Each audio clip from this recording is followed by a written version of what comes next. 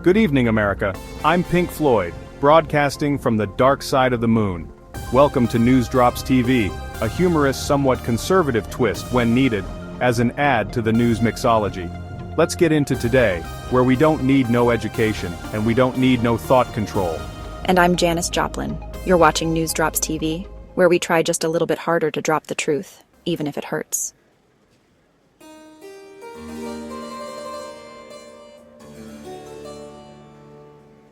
Our top story tonight: the Department of Homeland Security has taken decisive action, firing 4 FEMA employees who directed $59 million to support hotel stays of illegal immigrants in New York. Apparently, in their minds, the money is better allocated for those that have broken laws to enter our country than provide funding for disaster relief to the American taxpayers in North Carolina who are still swimming and seeking relief assistance from the government. That's right, Pink. These deep state activists bypassed leadership to send that $59 million to New York. Of that amount, $19 million went directly to hotel costs, while the rest covered what they're calling essential services, which is the common government terminology used for the money is lost and just being laundered. So there's no need to audit. Seems FEMA is just used to doing whatever they want as far as our tax dollar allocations. Essential services in Manhattan? Let me guess. Room service and spa treatments? Well, the city claims it was for food and security. But here's the kicker. This wasn't even part of a disaster relief grant. They just decided to write a check. And speaking of checks and balances, DHS spokeswoman Tricia McLaughlin confirmed these employees went around proper channels to make what she called an egregious payment. You know what's really egregious? The timing. This comes right after President Trump established a council to review FEMA's operations due to serious concerns about political bias within the agency. Could FEMA have been any more obvious they sway left? From what I'm hearing, those funds are being pulled back and possibly reallocated for the relief of victims from Hurricane Helene.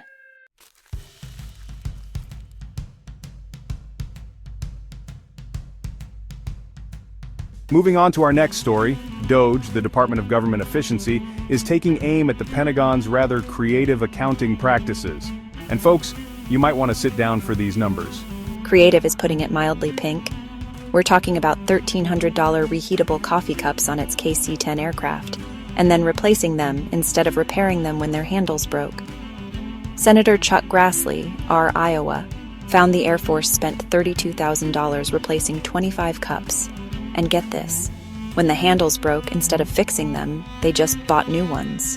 Because nothing says fiscal responsibility like spending $32,000 to replace 25 coffee cups. But wait, there's more. Oh yes, let's talk about those soap dispensers. The Air Force apparently paid an 8,000% markup for them. That's $149,072 over market price.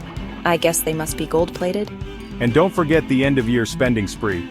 Last September, the DoD treated itself to $6.1 million in lobster tails, $16.6 million in ribeye steaks, and $407,000 in Alaskan king crab. Sarcastically.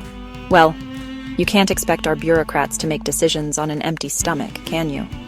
Oh, it's beginning to become clear why the deep state and bureaucrats fought so hard to keep Trump, audits, and efficiency reviews out of office.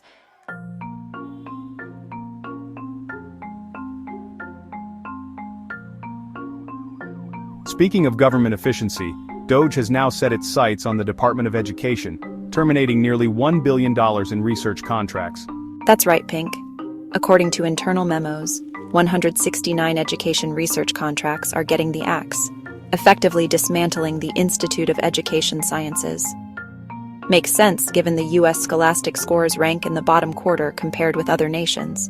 But don't worry, folks. We are the highest in spending per student. Seems to be a common theme with tax dollars and this legacy government. Just go with no budget and spend as much as you possibly can with no accountability. Please, give us some DOGE relief. Though I hear some critics are upset about losing what they call vital data sources. Because apparently we need billions in research to figure out if our schools are teaching kids to read.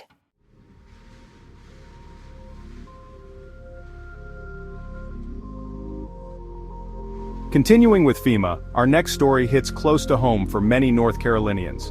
While Hurricane Helene victims are still living in tents, FEMA, well, under the previous administration, seems to be managed by teenagers acting in defiance of any directions. That's right, Pink. Matt Van Swole, a Weaverville resident, put it perfectly when he said it's absolutely infuriating to see millions going to non-citizens for luxury hotels while Americans can't get basic assistance. And we're talking about serious infrastructure damage here, roads destroyed, bridges down, entire communities cut off. But apparently, that's not as pressing as Manhattan hotel rooms for illegal aliens. New York City Councilwoman Vicky Palladino even offered to house hurricane victims in the Big Apple. Good for her. But guess who got the red carpet treatment instead? One can only ask who directed those funds.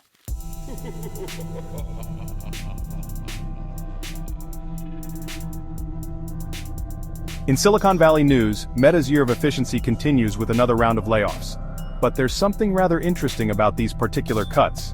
Oh, you mean how they're laying off people who got exceeds expectations on their performance reviews?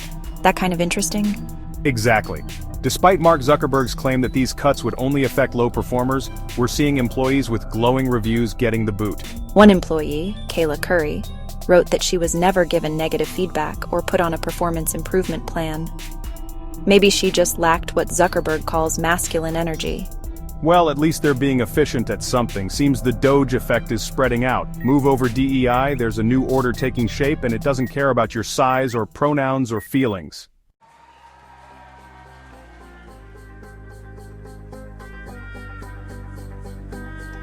Now for some actual good news. Peter Navarro reports that American steel and aluminum industries are entering a new golden age, thanks to President Trump's latest proclamations.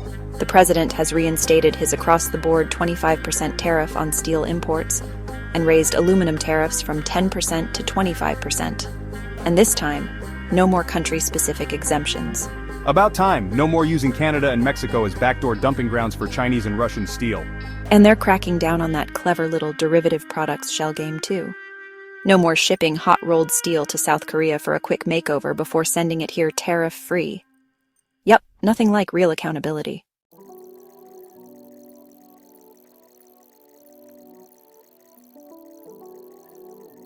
In business news, Kanye West's website has been taken offline after Shopify decided his latest merchandise violated their terms of service.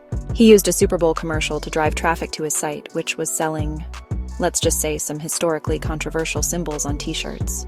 His spokesperson Milo Yiannopoulos called West an intergenerational artist and icon who continues to redefine the limits of creativity. That's certainly one way to put it. What's up with him lately anyway? A naked girlfriend to the Grammys, now this. Seems all the Kardashian exes wind up somehow a bit off. I'm just saying. Check the history for yourselves. Meanwhile, his music agent and several other business partners have decided to redefine their relationship with him by ending it. Score 1 for common sense.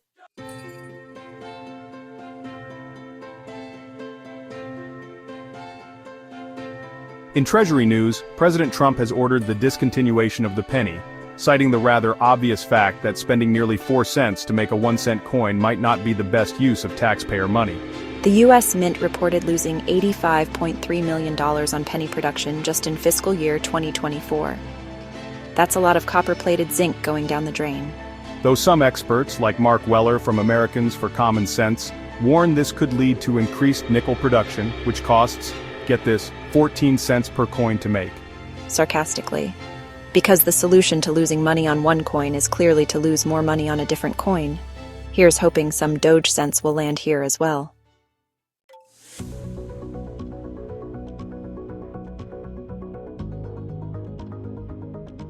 In geographical news, Google Maps is making a historic change, officially renaming the Gulf of Mexico to the Gulf of America.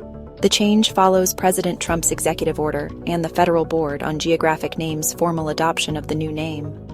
Though I hear our neighbors to the south aren't exactly thrilled with the rebranding. Google says they'll show both names in other regions, similar to how they handled the Sea of Japan versus East Sea dispute. And Mount Denali is going back to Mount McKinley. I guess what goes around comes around in the name game. I'm thinking we should rename Devil's Tower to Alien Landing Zone and maybe Lake Ontario to 51st State Lake.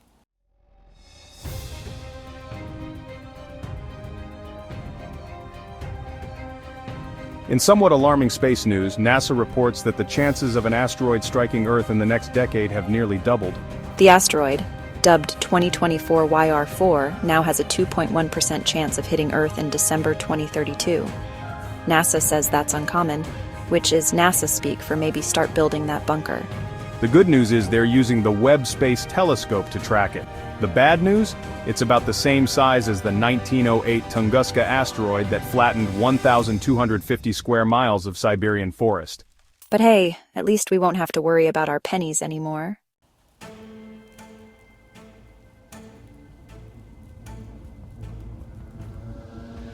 In financial news, a simple bookkeeping change could add $750 billion to the U.S. Treasury overnight. But there's always a catch, isn't there? Indeed there is, Pink.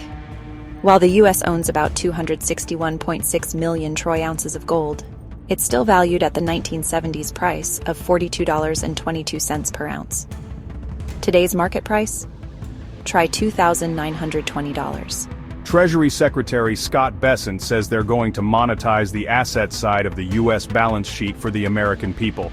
But experts warn that actually selling any significant amount could trigger what they're calling an Armageddon event in the gold market. Because nothing says financial stability quite like the word Armageddon.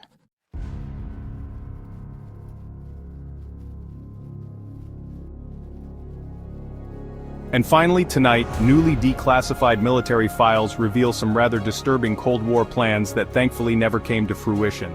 Operation Northwoods, as it was called, included proposals for false flag operations to justify invading Cuba. We're talking about staged terror attacks, fake assassination attempts, and even sinking boats full of Cuban refugees. Fortunately, President Kennedy rejected these plans, though some historians suggest this decision might have contributed to, well, let's just say some other historical events. And speaking of historical events, President Trump has just ordered the release of remaining files about the JFK, RFK, and MLK assassinations. Because transparency is always in style. Yeah, I can't wait for the file release on the George Floyd national riots or the sudden turning up of the Liz Cheney-led hearings on January 6th events.